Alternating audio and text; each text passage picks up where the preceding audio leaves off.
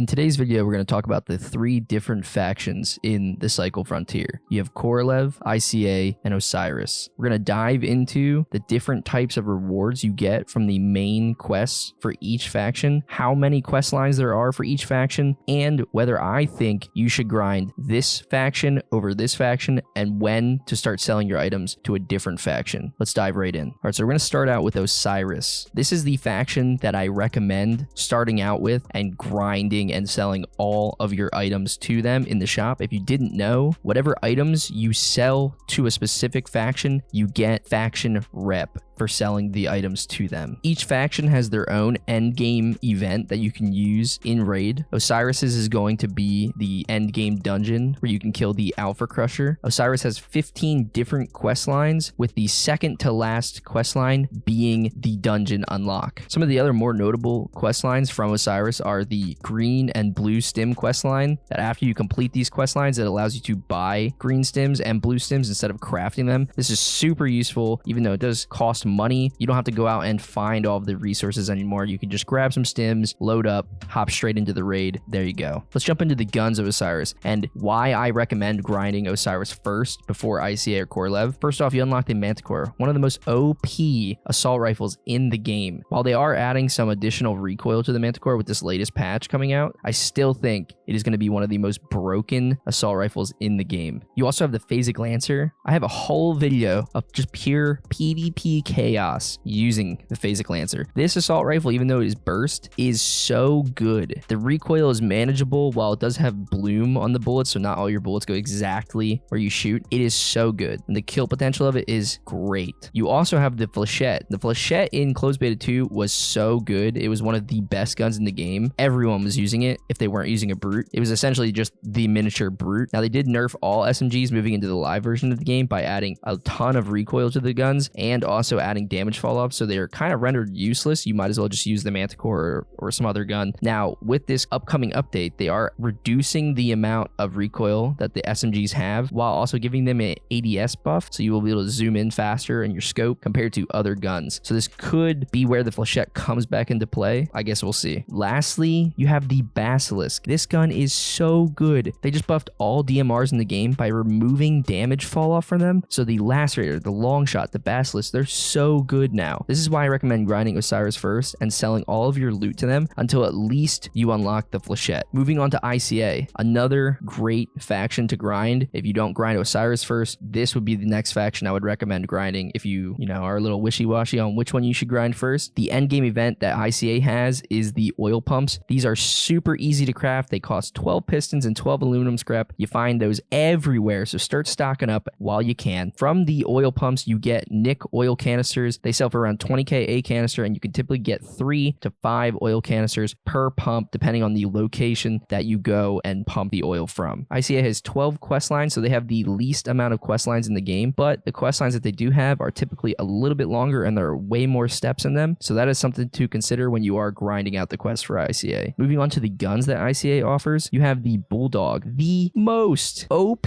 shotgun in the game for the cost. Now, they are nerfing it a little bit. They're nerfing it along with all the other shotguns in the game, and unfortunately ICA has 2 of the best shotguns in the game in their arsenal, but I still think even with the nerf, the Bulldog is still going to have some insane kill potential, so it is definitely worth using, and you don't need to be that high of a level in ICA to even use it. They also have the Lacerator. Now, this gun is questionable at best. I'm not sure if it's good. I'm not sure if it's bad. It does around 33 damage a hit, which is not bad, especially with the new buff of the no damage fall off that they added. I can definitely see it being used a lot more. I definitely see a lot more players running around with it. It's a good DMR. It doesn't cost that much, and it has decent kill potential, especially if you can line up some shots with a duo or someone that you have with you, and you can both just start laying into the same person with Lacerators. The kill potential goes up significantly. They also have the Shatter Gun, which is by far my favorite gun to use. This gun is so much fun to use, especially if you have the right mods on it. If you get an extended mag on this thing, you have the best kill potential in the game. You can go up and one pump blue armor armor kits with this. It is insane. If you get up close and you nail a headshot really close point blank, they're gonna die, and it's crazy. And I love that. I love just running up on someone, jumping around, shooting them in the head, and boom, there they go, all their loot. Moving on to the Brute. This gun was hands down the best gun in closed beta 2. In the live version, not so much. The recoil is horrendous, and if you aren't used to controlling heavy recoil guns, you're gonna struggle with this one. And with there not being a shooting range in the game currently, there's no way to practice using this gun until you just go out with it and practice recoil by shooting mobs or shooting players, which if you don't have a suppressor makes a lot of noise and